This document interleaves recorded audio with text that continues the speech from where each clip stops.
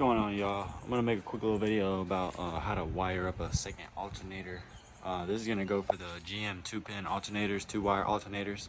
I'm sure it'll work for a lot of other things, but this is just how I've gone about adding my second alternator to my vehicle. As you can see, I have a battery delete in the front, so that means that both of my alternators under the hood are charging this bank right here. It's not my vehicle running on one alt and then the other alt on my music. Both alternators are on my vehicle and my music. Everything is on one. With that out the way, I'm gonna show y'all how I am wiring up my second alternator. So the first alternator is pretty self-explanatory. That will just go to your stock wire, ignition, and then sense wire to the positive post. Wiring up the second alternator is a little bit more tricky in my case because it is not as simple as splicing the ignition from your second alternator into the ignition from your first alternator, because this ignition source right here is not strong or reliable enough to consistently run these alternators. So yeah, you can't run both alternators off of the same ignition source. They both have to have their own switch 12-volt inputs. From there, you're good to charge up the same bank, different banks, whatever you want to do. So with that out the way, my way of powering my second alternator, I've chosen to go with a relay. I don't want to have to flip a switch every time I want to use it, or I just don't want to do any of that. I just want it to come on at the same time as this one all the time. So with this 4-pin relay, which is all you'll need to do this, it's just a regular, I got this from O'Reilly's. It's like a 30 amp 4-pin relay. I'm gonna do this as simple as possible because I didn't even know how to hook up a relay before this. Like, I ain't even gonna lie to you. So I had to learn. So I'm not gonna go through all the schematics. I'm just gonna tell you what you have to plug this into to make it work. This is the way that I have it mine wired up. So you see these numbers? You have 30, 85, 86, and 87. So to go ahead and get two of them out the way, I'm gonna tell you 30 needs to go to 12-volt positive and 86 needs to be negative or grounded. And this is constant, so this is going straight to my battery right here, or my battery delete. 12-volt negative straight to the relay. They say put a fuse there. I ain't doing that shit. Anyway, what you will need now from here is very, very simple. So 85 needs to be a switched source. So what that means is 85 is gonna have power only when the vehicle's on, basically keeping this from being on 24/7. What I have done is fuse tap.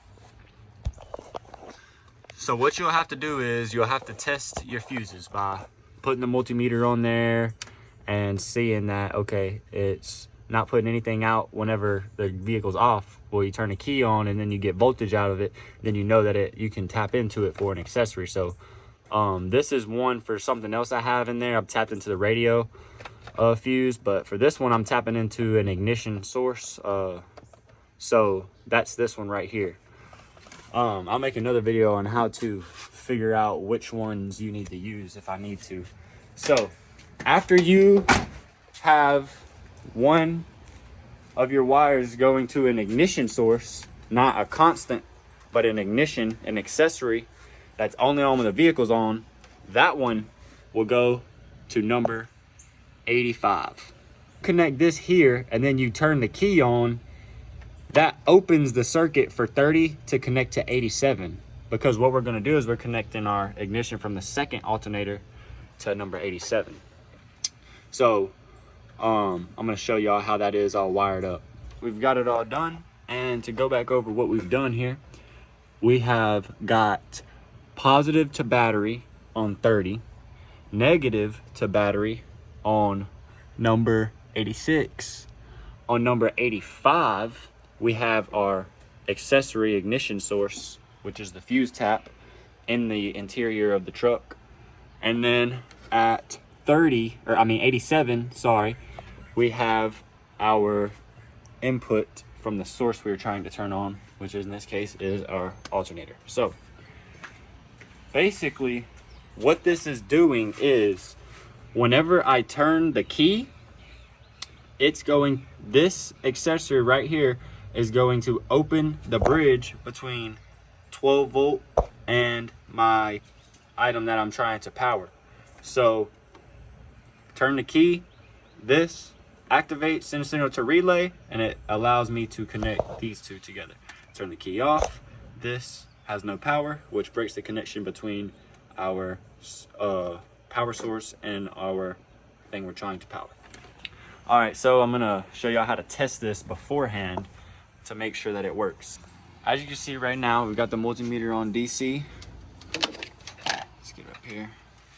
All right, so this top prong right here, this flat prong, all of these prongs are going up and down except for this very top one right here, which is flat. That is the one that's going to our alternator. With the vehicle off, as you can see, is this relay receiving 12 volt power? Bottom probe says yes. All right, now this right here is the the output to our alternator, which is what we're trying to power. So as you can see with the vehicle off, the probe, we get nothing. Not getting anything here on this terminal. So I'm gonna come over here, put the key in the on position, and we're going to probe the same terminal and see if we are now getting power. So we got the probe there, and as you can see, 15 volts. And that is this wire right here, which is going to the alternator. So as you can see, turn the key off, probe it,